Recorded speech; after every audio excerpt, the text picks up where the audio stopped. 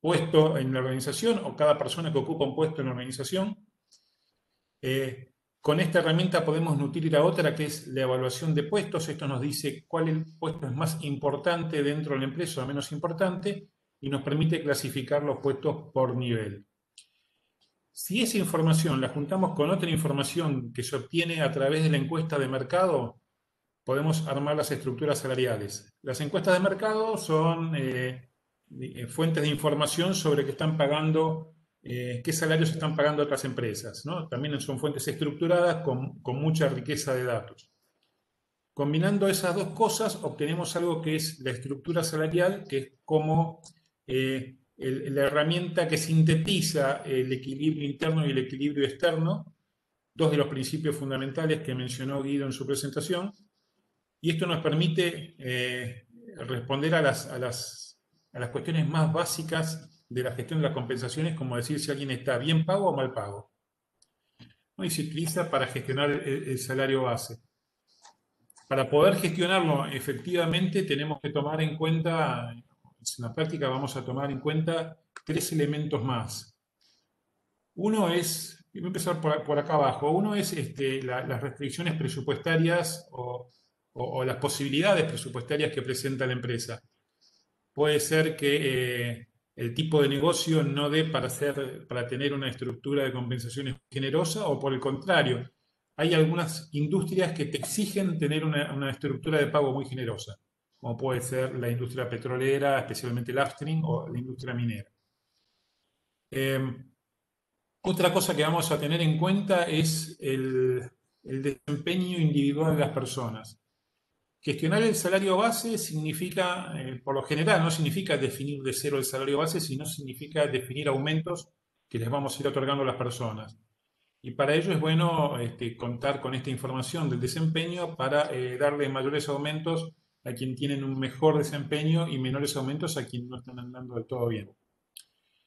Y hay un elemento que también es muy importante mencionar, más allá de lo que es el equilibrio interno, que lo vemos acá en la parte de evaluación de puestos, el equilibrio externo, que lo vemos en las encuestas de mercado, y el desempeño, que lo vemos ahí en el cuadrito del centro a la derecha. Tenemos las competencias individuales, que también nos marcan un elemento más importante en la gestión de las compensaciones. Resumiendo rápidamente los principios básicos sobre los cuales se montan todas las herramientas de compensaciones, tenemos equilibrio interno, es decir, que dos personas que hacen más o menos lo mismo cobren más o menos lo mismo dentro de la empresa. Equilibrio externo es que nuestra gente cobre más o menos lo mismo que pagan nuestros competidores, ¿no? El desempeño, la meritocracia, todas estas cosas quieren decir que alguien que logra mejores resultados dentro de un mismo puesto, o sea, dos personas tienen el mismo puesto, pero una tiene mejores resultados que otra, la que tiene mejores resultados debería cobrar un poco más que la que tiene peores resultados. Y el cuarto principio son las competencias individuales, que lo que me quiere decir es, no importa solamente qué resultados logro, sino cómo los logro, utilizando qué recursos logro esos resultados. Puede ser que una persona tenga mejores resultados que otra, pero sea, digamos, destruya el espíritu de equipo o lo haga a costa de perjudicar a sus compañeros, o que utilice muchos más recursos, por ejemplo, tiempo de su jefe o tiempo de ayuda. Estas son las competencias individuales, que es un elemento más que tenemos que tener en cuenta para diseñar las herramientas de compensaciones que vamos a utilizar en cada empresa. Yendo ya al detalle, la primera herramienta que vimos es la descripción de puestos. La descripción de puestos es un texto que nos dice para qué está el puesto, cuál es la razón de existir del puesto en una organización. Ahí tenemos un ejemplo en pantalla. ¿Para qué está el puesto? O sea, digamos, cuáles son las principales actividades o responsabilidades que hace ese puesto, los procesos que maneja, los objetivos que tiene que cumplir. Y después una serie de datos que esto puede variar de organización a organización, depende para qué se quiera utilizar la descripción del puesto, ¿no? En este ejemplo estamos viendo datos de organización estricta, quién reporta, cuánta gente supervisa, ¿no? Quiénes son los principales contactos, si hay algún requerimiento especial. Por ejemplo, esta línea de requerimientos empieza a tomar especial relevancia si yo quiero utilizar las descripciones de puestos para contratar gente en el mercado, ¿no? Para seleccionar personas. Entonces, utilizo esta herramienta no solo para evaluar la importancia del puesto, como vamos a ver ahora más adelante, sino también para poder reclutar o seleccionar gente en el mercado. También se puede utilizar para hacer un control de objetivos, saber qué objetivos le estoy poniendo a las personas, saber si estoy midiendo el desempeño en forma correcta. Y varios usos, digamos que más que no los voy a mencionar porque ya trascendería el alcance de esta presentación. También podemos ver que esta descripción del ejemplo tiene una línea de competencias que también puede ser utilizada a los fines de seleccionar gente en el mercado.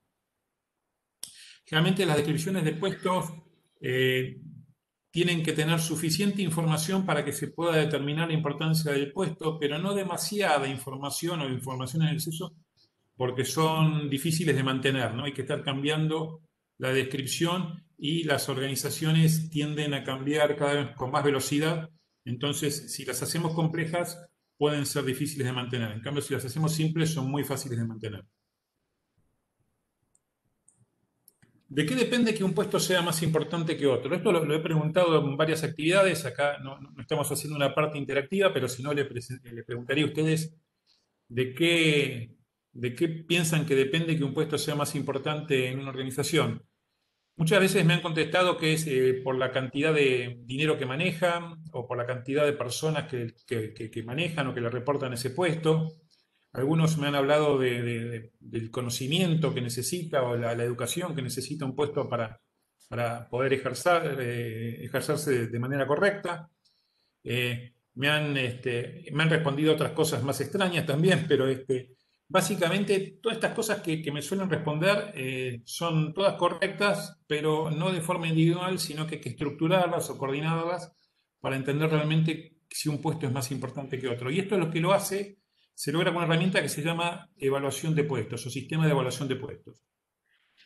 ¿En qué consiste un sistema de evaluación de puestos? En una serie digamos, de instrucciones o de procedimientos que tengo que hacer para llegar a algo que típicamente me da un puntaje y cuanto más puntos tiene un puesto es más importante y cuanto menos puntos tiene un puesto es menos importante. Dentro hay muchas maneras de evaluar los puestos, pero lo que hay que utilizar siempre es un enfoque consistente y sistemático. Esto quiere decir que si yo uso una regla para medir la importancia de los puestos, que esa regla sea la misma para todos los puestos, que no utilice una regla que se estire o se achique o que una tenga pulgadas y otra centímetros, sino que yo voy a medir siempre con la misma regla todos los puestos para determinar su importancia. Otro aspecto importante es que lo que mide no es algo absoluto, sino es relativo. O sea, yo digo si un puesto es más importante que el otro. No necesariamente la importancia total del puesto, sino que me sirve para poder ordenar los puestos de mayor a menor o clasificarlos por niveles en función de su importancia relativa. Para eso se utilizan factores compensables. Factores compensables tienen que ver con la pregunta que hice hace un rato. ¿Qué hace que un puesto sea más importante que otro? Y ahí las respuestas son varias. La educación es importante, la experiencia que se requiere para que una persona ocupe ese puesto es algo importante, la complejidad que tiene el puesto, el tipo de problemas que resuelve, ¿no? La responsabilidad que tiene sobre un budget, un presupuesto, la responsabilidad que tiene sobre el manejo de información confidencial. Esto lo sabemos bien los que trabajamos en compensaciones, que tenemos una de las piezas de información más críticas de las empresas. Las condiciones de trabajo a las que está expuesto un puesto, si bien no influye mucho en el pago, es importante tenerlas en cuenta, ¿no? Si está sometido a condiciones incómodas, de ruido, de olores, de riesgo de accidentes, etc. Todos estos factores, algunos son más importantes, como puede ser la responsabilidad sobre dinero, sobre personas, y otros pueden ser menos importantes, como acabo de mencionar, las condiciones de trabajo. Por lo tanto, cada factor compensable tiene un peso relativo. Hay factores que son más importantes para determinar la importancia de un puesto, para la redundancia, y hay factores que son menos importantes. La idea es evaluar la presencia de cada factor en cada puesto y de esa manera llegar a un puntaje. Otra cosa que decimos en los proyectos de evaluación de puestos que es súper importante y esto hay que repetirlo 1000 veces porque la gente en el medio de los procesos suele confundirse y se suele confundir y no hay vuelta. que darle que siempre uno tiende a pensar en la persona y no en el puesto. Y la verdad que cuando evaluamos el puesto tenemos que pensar en la silla vacía, en el puesto sin tener en cuenta las características particulares de la persona que está ocupando ese puesto. En otras palabras, tenemos que pensarlo como alguien que va a contratar a alguien en el mercado, y no como no pensando en la persona que actualmente está ocupando el puesto, ¿no? Se llega a un puntaje, esto nos permite clasificar las posiciones y administrarlas dentro de lo que es un marco objetivo, eh, y apuntando siempre al principio de equilibrio interno. Acá vemos un cuadro donde se ven los típicos factores, ¿no? Hay 3 áreas de factores que son los más comunes. Se pueden poner más, ¿no? Pero los típicos son las habilidades, el esfuerzo y las responsabilidades, ¿no? Dentro de habilidades tenés la educación, la experiencia, habilidades interpersonales. En lo que es el esfuerzo mental, es la complejidad inherente al puesto, la resolución de problemas, ¿no? La libertad de acción o el control sobre los errores que tiene una persona. Cuanto menos control tiene, más importante es el puesto. Obviamente, las cosas que surgen de la estructura, como ser la supervisión de personas, cuántas personas y de qué tipo de personas estoy supervisando, el dinero o el presupuesto que administra una determinada posición, el impacto que tiene en el resultado de la empresa con sus decisiones, ¿no? Y obviamente el aspecto del alcance, si estamos hablando de una posición que es local o regional o global, digamos, esto va a tener relación también con lo que vamos a ver en las encuestas, que hay, según si la posición tiene más alcance, va a cobrar más dinero. Entonces salimos de la descripción del puesto, esto nutre al sistema y esto me permite tener los puestos clasificados por nivel. Acá vemos un ejemplo típico de cómo funciona un sistema de evaluación de puestos. Acá hay una serie de factores que vemos las columnas estas que tienen numeritos y porcentajes en forma vertical, son los factores. Entonces, clasificando cada uno de estos factores, por ejemplo, HEAD con el nivel organizacional, los conocimientos, el valor estratégico, etcétera, se pone un porcentaje, un nivel. Se llega a un puntaje y este puntaje me determina un determinado nivel. En este ejemplo vemos un sistema interno de una empresa y sus equivalencias en los sistemas más conocidos en el mercado, como puede ser el HEI, el de Mercer o el de Towers Watson. Esto, como podemos ver, uno lo que hace es completar esta información que está en la parte central para cada posición. Acá tenemos las posiciones, completamos la información en la parte central y obtenemos un puntaje en esta columna, la penúltima columna, y eso me permite clasificar a los puestos en determinados niveles. ¿Con esto qué logro? Logro agrupar a los puestos según categorías. Esas categorías a su vez las puedo agrupar en clústeres para no tener tanta fineza, ¿no? Y administrar de una manera más simple las compensaciones. En vez de tener grados o niveles que son muchos, puedo utilizar clústeres que me agrupan niveles. Y típicamente me van a quedar algo como lo que vemos en pantalla, que es los analistas juniors tendrán menor puntaje, después vendrán los analistas plenos o semi-seniors, después los seniors, después los expertos. Los expertos pueden tener un nivel incluso que se solape con supervisores jefes y en algunas empresas hasta con gerentes, ¿no? Y eso lo vemos en azul, y en color rojo lo que vemos es la carrera de gerencial o la carrera que implica la supervisión de otros, ¿no? El lograr resultados a través de otros, la carrera gerencial. Entonces tenemos los supervisores, jefes, gerentes, directores, pero cada empresa puede tener distintos niveles. Algunos podrán tener menos, otros más, algunos agregarán el nivel de vicepresidentes o los X, o digamos el Chief Executive, lo que fuera. Y así tendrá agrupados los puestos de mayor a menor importancia. Cuanto más alto, en este ejemplo, más importante es el puesto. También se puede hacer un mapeo, esto sirve mucho para comparar, digamos, con cómo me quedan los puestos y incluso detectar inconsistencias. En este ejemplo vemos que el gerente de producto y el gerente de grandes cuentas son más importantes que el gerente de interior, el de producción, de finanzas y de relaciones laborales. Y estos a su vez son más importantes que el jefe de capacitación y desarrollo y así, etcétera. Podemos ir agrupando los puestos para ver cómo comparan entre ellos por nivel y también por familia de puestos. En este ejemplo que estamos viendo es marketing, ventas, producción, finanzas y recursos humanos. Este tipo de cuadros me permite ver muy visualmente el ordenamiento o la importancia de los puestos. Avanzando un poco, ahora vamos con la parte del equilibrio externo. Hasta ahora vimos equilibrio interno. El equilibrio externo o equilibrio de mercado, lo primero que tenemos que hacer es considerar a qué llamamos mercado.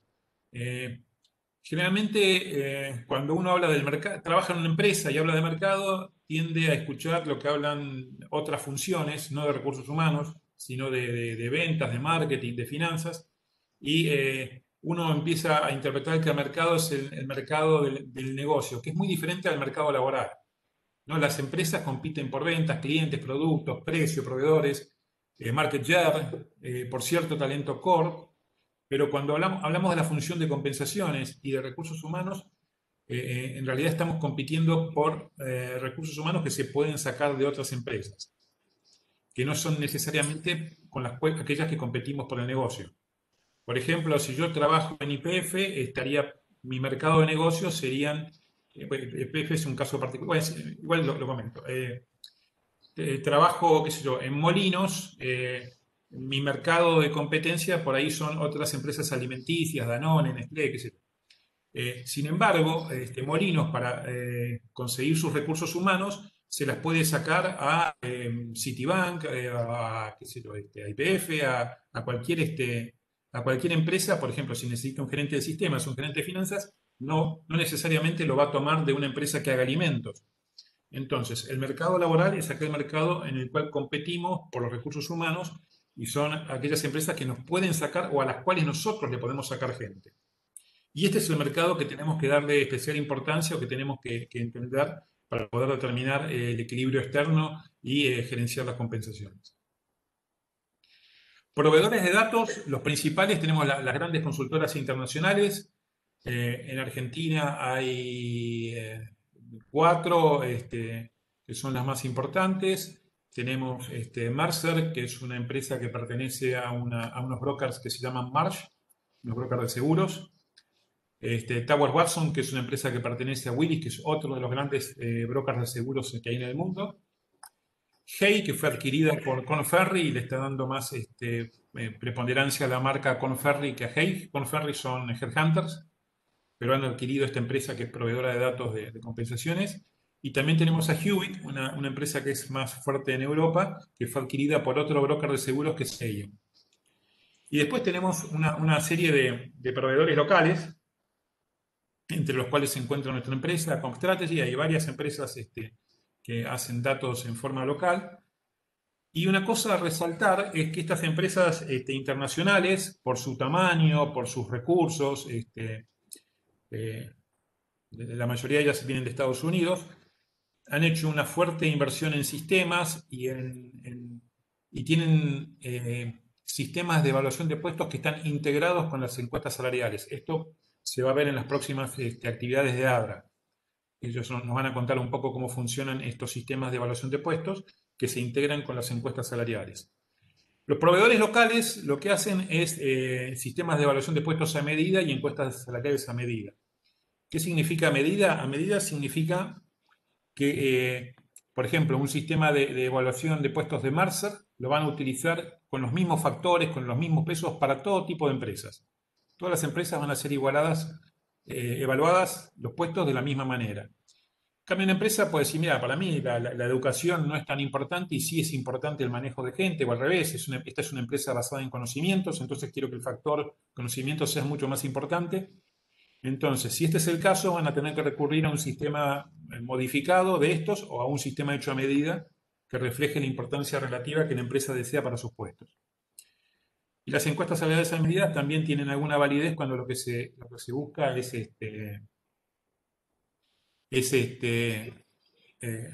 digamos, rescatar el contenido de algunos puestos en particular. Avanzando con la presentación.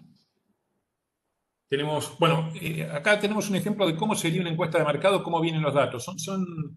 Es lo que venden estas empresas que acabamos de ver. Esto tienen realmente mucha riqueza de datos. La mayoría de los proveedores de datos ponen un montón de datos que son muy útiles. Hay que saber interpretarlos y utilizarlos, hay que masajearlos, hay que revolverlos para sacarles utilidad, pero realmente que ahí tenemos un montón de información muy rica que podemos utilizar para saber si una persona o un puesto está siendo bien pago o mal pago en mi organización. Acá vemos un ejemplo que es un vendedor senior está la descripción del puesto, y lo que vemos después son una serie de elementos de la compensación en las líneas, y en columnas vemos una serie de estadísticas: 25 percentil, promedio, 50 percentil y 75 percentil. Y qué cantidad de empresas se observaron y qué cantidad de datos se suministraron en total. Los percentiles, por si alguno no los conoce, digamos, el 50 percentil es un número tal que la mitad de la muestra está por arriba, la mitad de la muestra para abajo, y el 75 percentil es un valor tal que solo el 25% de la muestra está por encima de ese número y el 75% está por abajo. Otra manera de verlo más simple es 50 percentil es la mitad del mercado, 75 percentil es como 3/4 del mercado, la parte alta del mercado.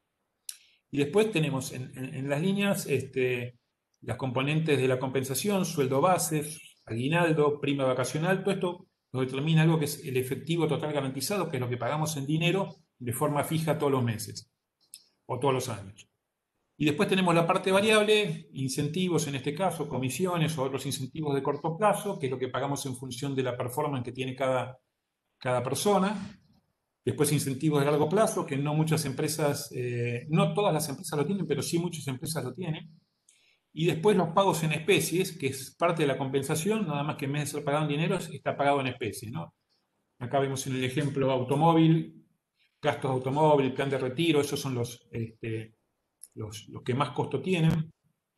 Préstamos, el plan médico, digamos, el plan médico se aprovechan una derivación de las cargas sociales, pero muchas empresas pagan un adicional para que el empleado pueda incluir a toda su familia.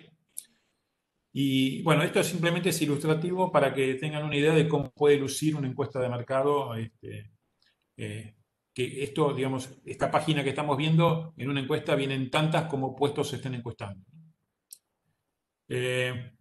Mezclando la evaluación de puestos con las encuestas de mercado, tenemos la estructura salarial. ¿Cómo se hace la estructura salarial? Lo primero que hacemos es armar un gráfico. Esto también es súper simplificado, lo que voy a mostrar ahora, pero armamos un gráfico donde tenemos en ejes verticales dinero y en ejes horizontales de evaluación de puestos, la importancia del puesto. Lo que hacemos es, con los datos de mercado, ponemos, según la importancia de cada puesto que se haya evaluado para cada puesto, ponemos cuánto están pagando las empresas.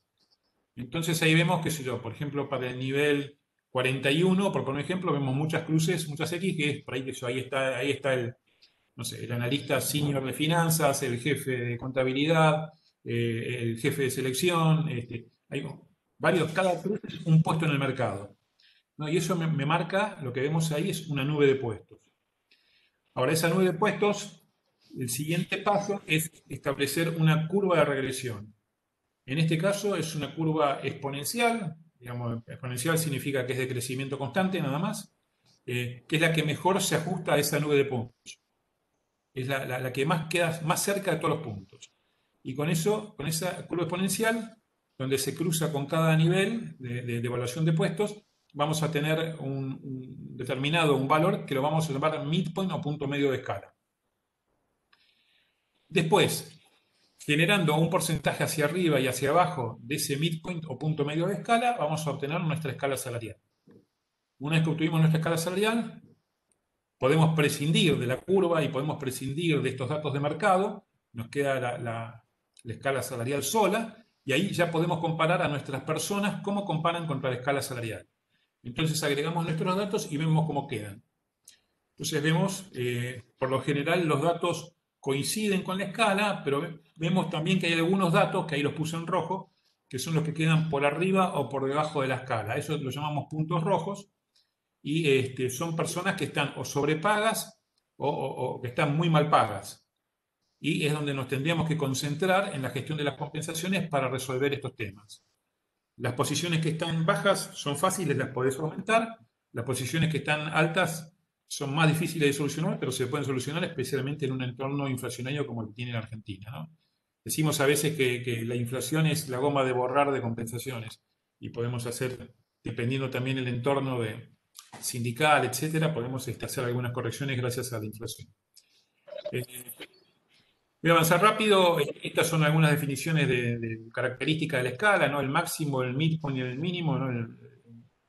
Después el solapamiento es lo que tienen en común dos grados adyacentes. la progresión es lo que crece el midpoint de un grado al otro, y la amplitud la diferencia entre el mínimo y el máximo. Acá el típico valor es 80-120, o sea que hay un 50% de diferencia entre el mínimo y el máximo. La idea es que la gente, digamos, que se está recién entró al puesto y todavía no tiene todas las competencias para desempeñarse bien en el puesto, esté en la parte baja de la escala, y aquellos que son súper expertos o que ya exceden las competencias o los requisitos del puesto estén en la parte alta de la escala. Esto es algo solamente conceptual. La gente, digamos, a medida que va adquiriendo experiencia y agregando competencias, va creciendo en la escala. La idea sería esa, ¿no? Que crezca en la escala.